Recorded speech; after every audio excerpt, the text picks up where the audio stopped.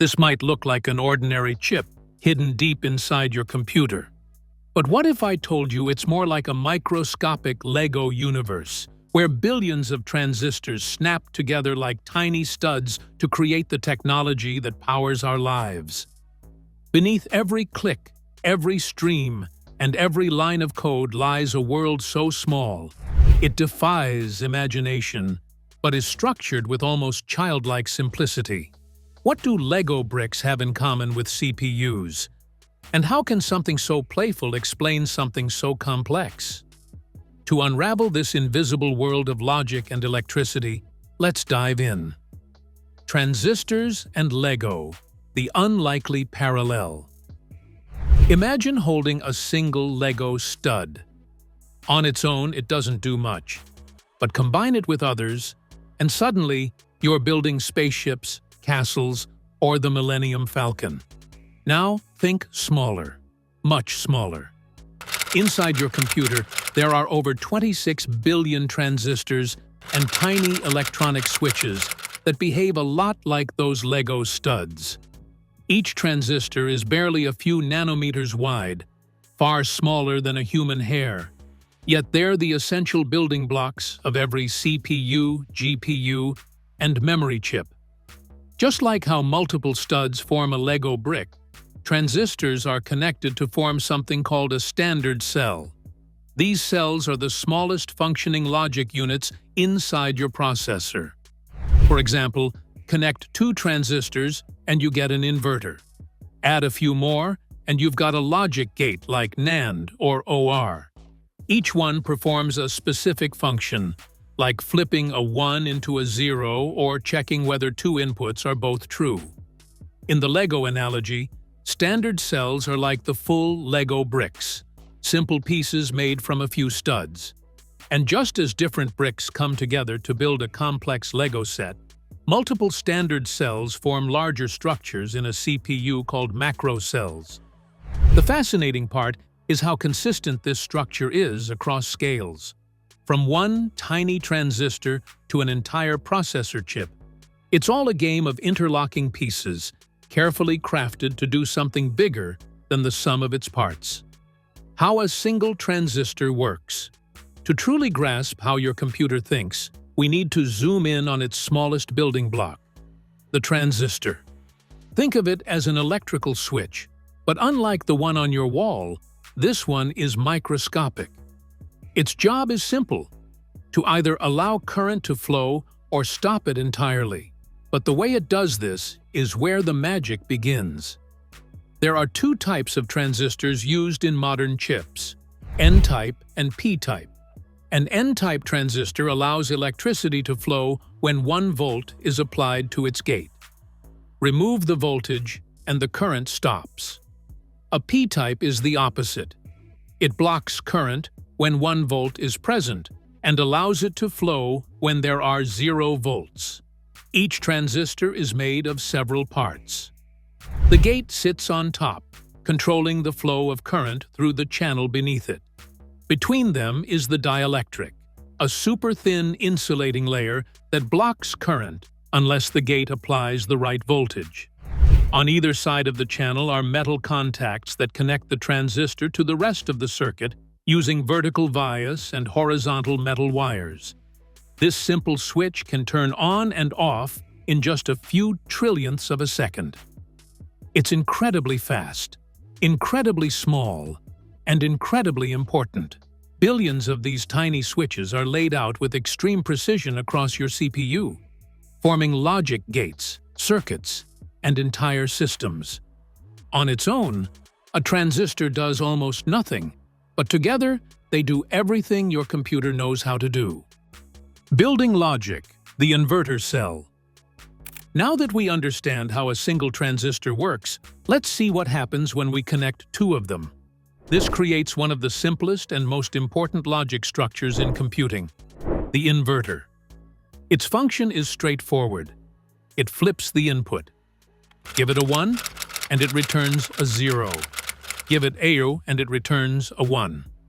But the way it does this is a perfect example of how basic logic is physically built into your processor.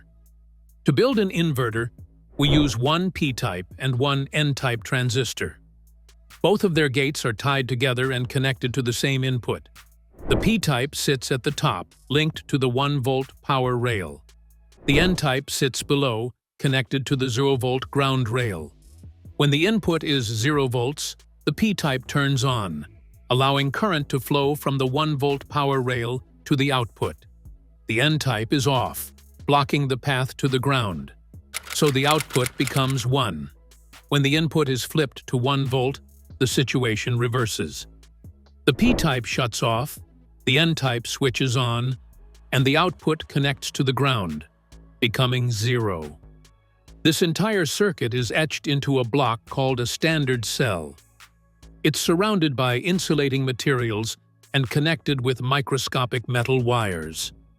This tiny piece of logic flips signals in trillionths of a second and acts as a foundation for everything from arithmetic to artificial intelligence.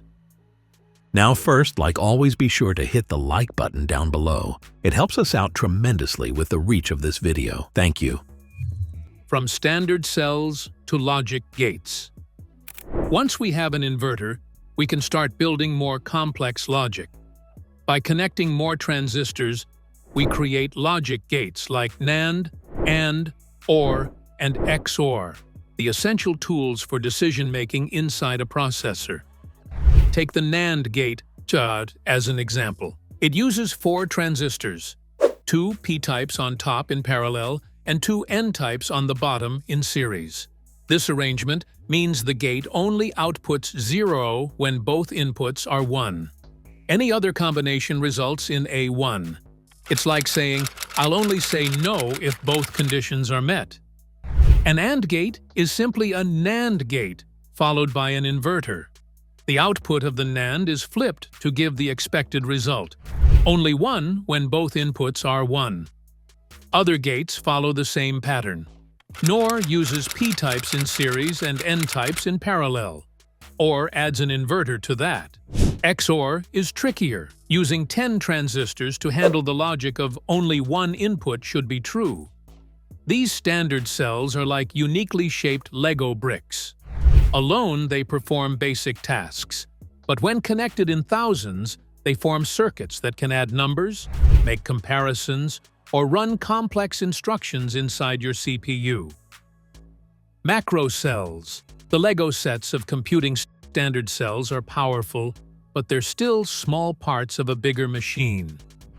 When hundreds or thousands of them are connected with precision, they form what's called a macrocell.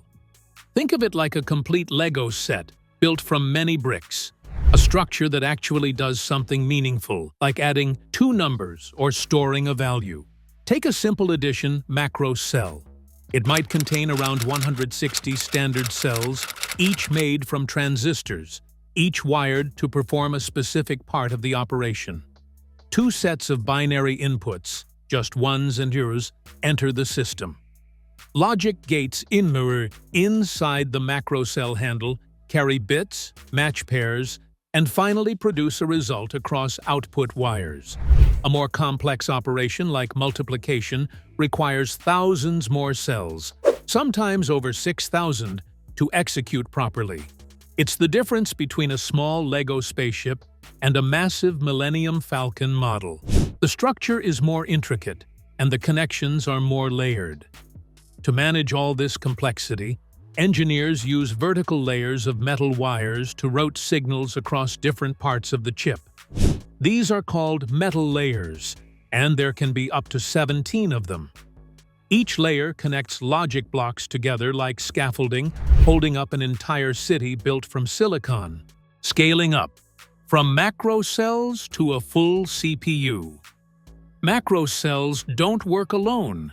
They're grouped into even larger structures called IP cores, dedicated sections of a chip designed to handle specific tasks like graphics, signal processing, or memory management.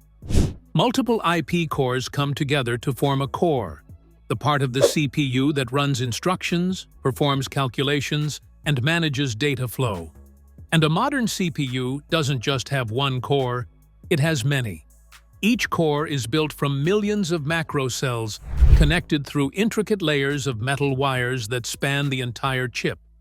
These wires carry electricity across the chip's surface like highways in a city, routing data from one unit to another at blazing speeds. Altogether, a processor might contain tens of billions of transistors, carefully laid out across these hierarchical layers: transistor to cell, cell to macrocell, macrocell to IP core, core to chip. The architecture is massive, but still follows the same basic principle: connect tiny pieces together to make something greater. Despite their complexity, CPUs are built on repeatable patterns. It's a symphony of logic, electricity, and design, all orchestrated to run your favorite apps, stream videos, or simulate entire worlds, all from the microscopic level upward. The power of simplicity. What makes all of this so remarkable is not just the complexity, but the simplicity at its core. Every bit of digital magic, from voice recognition to gaming graphics, starts with just a few transistors acting like tiny switches. On their own, they do almost nothing. But when billions are connected with precision, they form the digital heartbeat of modern life. It's easy to overlook this when staring at a sleek laptop or tapping on a phone screen. But inside those devices is a microscopic world built layer by layer, from the most basic components imaginable. Much like a pile of Lego bricks, the individual parts don't impress. But once assembled with care and vision, they become something powerful. Even the time it takes for signals to travel through these circuits is mind-bending. A single logic operation happens in mere picoseconds, a trillionth of a second. That's how your computer juggles millions of operations every blink of an eye. All of this is possible because of the elegant design of CMOS logic, which pairs N-type and P-type transistors to ensure efficient, low-power switching. It's fast, reliable, and beautifully engineered from the ground up, one switch at a time. This entire microscopic world, built from switches no larger than a virus, quietly powers everything we do. From the tiniest transistor to the sprawling complexity of a modern CPU, it all begins with a simple idea. Connect the right pieces, and something incredible happens. Like Lego bricks forming a starship, billions of transistors form the brain of your machine. And yet, most of us never even think about it. But now you know. Beneath the surface, it's not magic. It's logic. It's design. It's electricity made to think. If that fascinated you, there's much more to explore. Until then, stay curious.